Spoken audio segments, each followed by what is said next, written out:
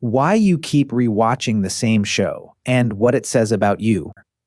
Netflix has thousands of titles. New releases drop every week. Trending shows flood every feed, every algorithm, every conversation. And yet, night after night, you open the same series you've already seen a dozen times. The Office, Friends, Harry Potter, the same 3 episodes on rotation, while the rest of the world moves on to whatever's new. People ask, why? Isn't that boring? Isn't that a waste of all this choice? But the real question isn't why you're stuck on old content.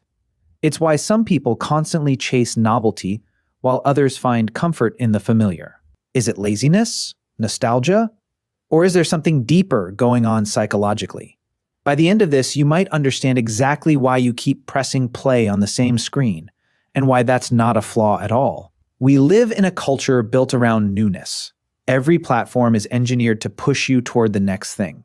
New shows, new episodes, new trends, an endless scroll of content designed to capture attention before it evaporates. And yet a huge number of people quietly opt out of that pressure. They already know every line, every scene, every joke, and they press play again anyway. Before dismissing that as laziness, it's worth understanding what's actually happening underneath it. Rewatching isn't about being stuck. It's psychological, and it tends to fall into 4 distinct patterns. Here's a closer look at each one, and what it reveals about the mind behind it. 1. The comfort seeker. For this type, life often feels unpredictable. Work pressure, relationship strain, a world that seems to shift faster than anyone can keep up with. In the middle of that chaos, the brain starts craving something stable, something it can control completely. Psychologists refer to this pattern as predictability bias, the tendency, especially under stress, to gravitate toward environments and experiences with a known, fixed outcome. When a comfort seeker presses play on a familiar show, they already know exactly what's coming. They know the character survives, they know the joke lands, they know how the story ends, and there's no risk of it ending any other way. That certainty functions almost like a psychological anchor, something steady to hold on to when everything else feels like it's moving. At that point, the plot itself becomes secondary. What matters is the feeling the show produces, a sense of emotional safety that doesn't require any new information to process, any new characters to trust, or any new outcomes to brace for. Pressing play on a familiar series after a hard day is less like entertainment and more like coming home. Everything is exactly where it's supposed to be, and for a little while, nothing is being asked of you. 2. The cognitive rester. This type isn't emotionally overwhelmed so much as mentally depleted. Their day-to-day life demands constant thinking, decisions, problem-solving, analysis, communication, the kind of cognitive load that quietly drains a person hour by hour. By the time evening arrives, there's simply nothing left in the tank.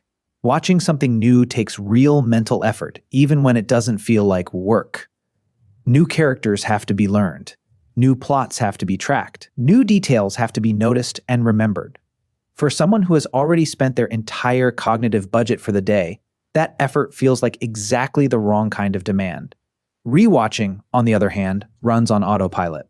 The brain already knows the material, so it doesn't have to build anything new. It can simply exist inside a story it's already mapped out completely.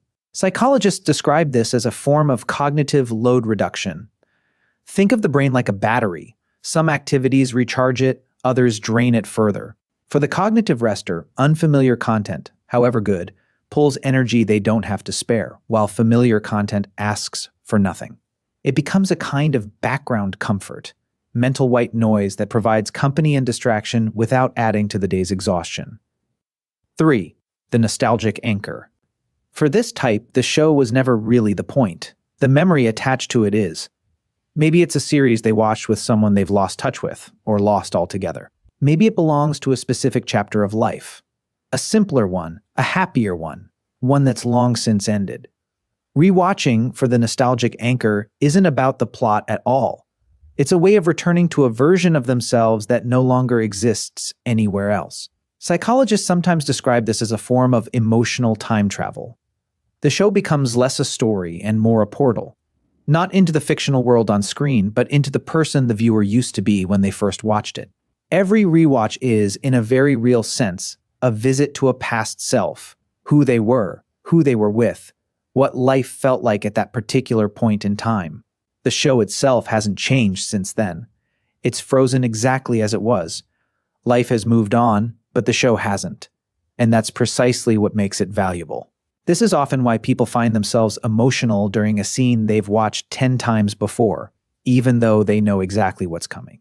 The tears usually aren't about the scene itself. They're about the memory underneath it, the feeling of who the viewer was the first time they saw it. Letting the show go can feel, on some level, like letting go of that earlier version of themselves. So instead, they keep returning, not because they've forgotten what happens, but because they don't want to forget what it felt like. 4. The detail hunter. This type doesn't rewatch because they're avoiding something new. They rewatch because they're still curious about something old. For the detail hunter, every show is assumed to have layers, hidden details, background jokes, subtle foreshadowing, small acting choices that are easy to miss on a first viewing. Watching once for this person simply isn't enough. The experience doesn't feel complete until they've caught everything there is to catch. Psychologists link this pattern to high openness combined with strong analytical thinking, a mind that's naturally drawn to puzzles, patterns, and hidden connections. Rewatching becomes less about repetition and more about exploration.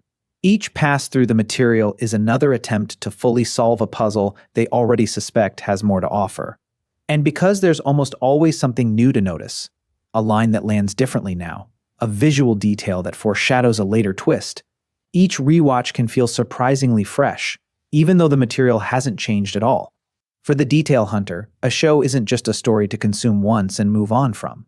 It's a constructed world, and they want to see every corner of it before they're willing to call it finished. What all 4 types have in common: none of these 4 types are avoiding growth. None of them are stuck in the past, unable to move forward, or incapable of enjoying something new. What they're actually doing is choosing, consciously or not, exactly what their mind needs in that moment. The comfort seeker is protecting their emotional peace in a world that rarely offers any. The cognitive rester is conserving mental energy they genuinely don't have to spare. The nostalgic anchor is holding on to a story that connects them to a version of themselves, or someone else, they don't want to lose. The detail hunter is deepening their experience of something they already find meaningful. None of these instincts are wrong. They're simply different ways the mind manages stress, energy, memory, and curiosity. In a culture that's constantly chasing the next big release, these 4 types have quietly figured out something worth paying attention to. Sometimes the best thing to watch isn't something new, it's something familiar. The real question. So here's the real question worth sitting with. Does constantly watching something new actually make a person more interesting? Or does knowing exactly what brings you comfort make you more self-aware? Maybe the people rewatching their favorite show for the 12th time aren't stuck at all. Maybe they've simply figured out, faster than everyone chasing the next trending release, what actually makes them feel steady, rested, connected, or curious.